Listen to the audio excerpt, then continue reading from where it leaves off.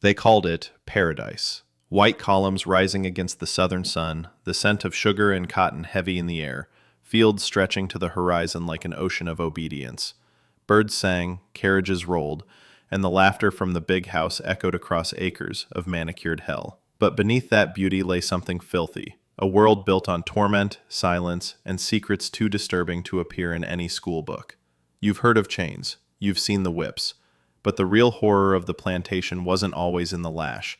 It was in the quiet, the silence after the scream, the careful order that made cruelty look like civilization. Because plantations weren't just farms, they were machines, factories of control, designed to crush the soul and call it profit. Imperialism. And imagine the scene. Candles flickering through lace curtains, the master's voice calm, the table heavy with silver and wine. Outside, in the darkness, hundreds of people moved under the watch of torches, bent backs, bleeding hands, eyes hollow with exhaustion.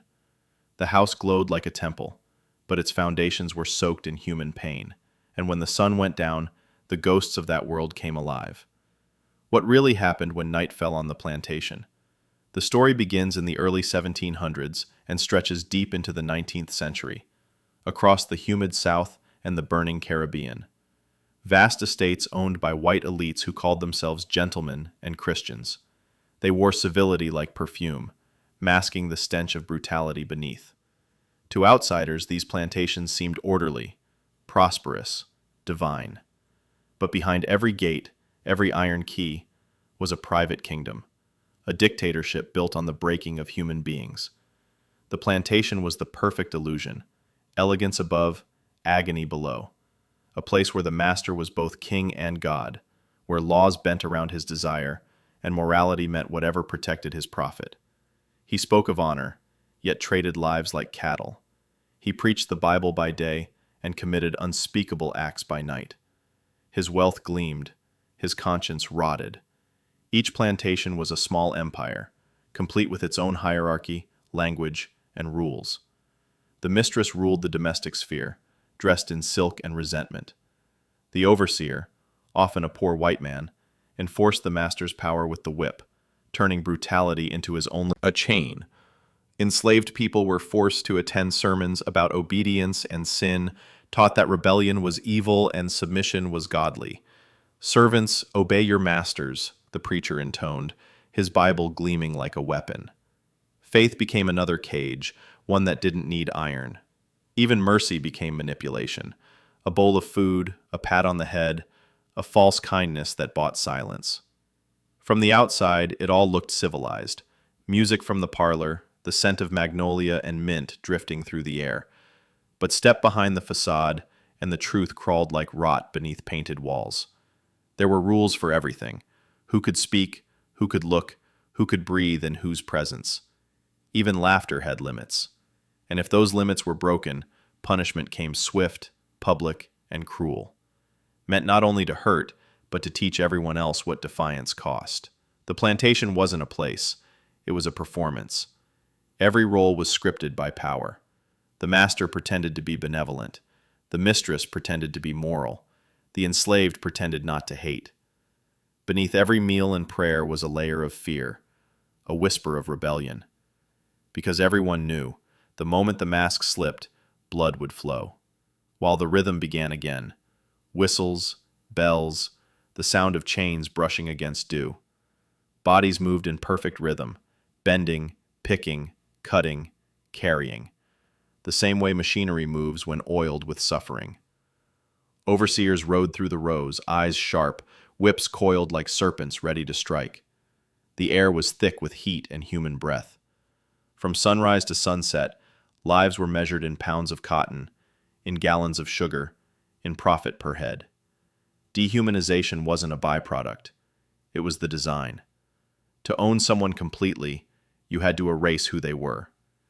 Names were stripped away, replaced with numbers or slave names chosen by owners. Families were broken, children sold off like spare tools. A mother's cry meant nothing against the sound of a ledger closing. And yet, the system called itself moral. Plantation owners justified it with God, science, and business. They built churches beside the fields, quoting scripture to excuse savagery.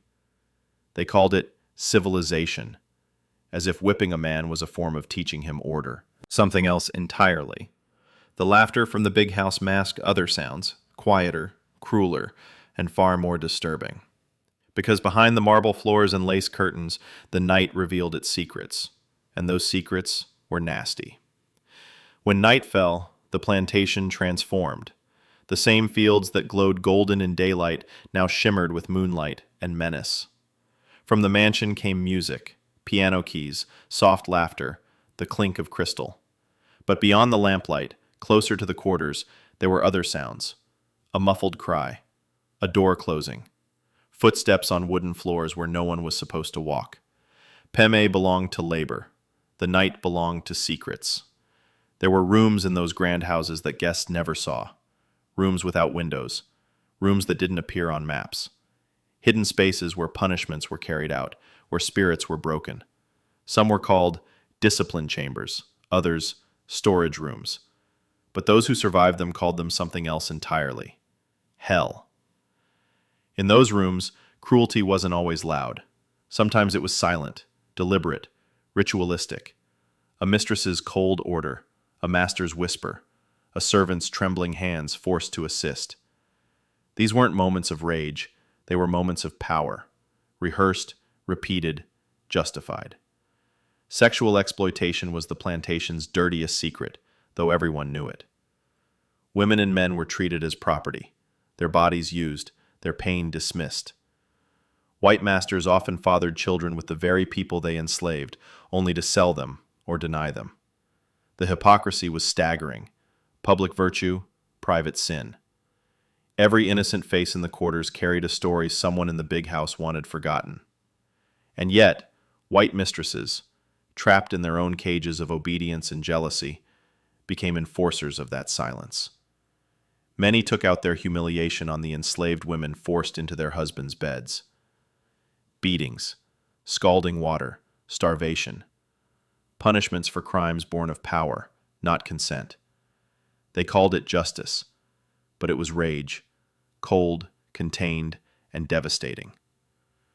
Behind every polished family portrait was a trail of abuse, denial, and complicity. These households were ruled by etiquette and terror, and both were tools of control. Children of enslavers grew up watching cruelty served with supper, deliverance. Blake Plantation was a theater of pain, and everyone played their role. Overseers, driven by envy and desperation, turned violence into purpose. They were poor white men, made powerful only through cruelty, their worth measured in how much suffering they could inflict. They didn't just enforce the rules, they embodied them. And in doing so, they became both victims and villains of the same monstrous design. Divide and manipulate, that was the system's silent motto. House servants were treated slightly better than field hands, given scraps of privilege to sow resentment. Drivers, enslaved men forced to punish others, were tools of division, symbols of how power corrupted even those crushed beneath it. It was control by confusion, cruelty wrapped in false order.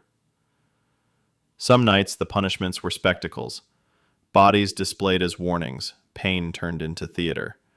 And yet, behind every scream was a dangerous kind of silence, the silence of endurance. For in that silence, a seed of resistance took root. There were stories whispered through generations, of small rebellions, subtle defiance, a tool broken by accident, a crop sabotaged, a message passed in song, a stolen moment of joy in a world built to erase it. Every act of survival was an act of resistance. Every breath, a rebellion. They couldn't choose freedom, but they could choose dignity, even in fragments. The psychological warfare was relentless. Enslaved people were taught to see themselves through the eyes of their oppressors, to doubt their worth, to question their anger. The plantation didn't just enslave bodies, it tried to rewrite souls. And yet, somehow, faith and identity survived. Hidden languages, buried names, ancestral rhythms. They all lived on, defying the machinery of erasure. But the masters knew that rebellion could come at any time. Fear stalked them like a shadow. They slept with pistols under their pillows, terrified of the very people they claimed were inferior. Because deep down, they knew no empire built on terror lasts forever. And eventually, the mask slipped. Runaway testimonies began to surface, voices once silenced now screaming through ink and paper. Frederick Douglass, Harriet Jacobs, Solomon Northup, names that would rise. And some did.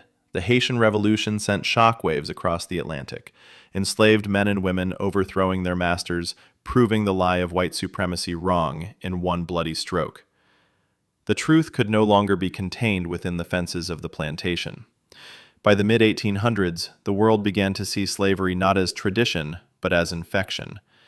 Yet when the system finally fell, it didn't die. It adapted. The same power structures that built the plantations simply changed clothes. Debt, prisons, segregation, new names for an old design.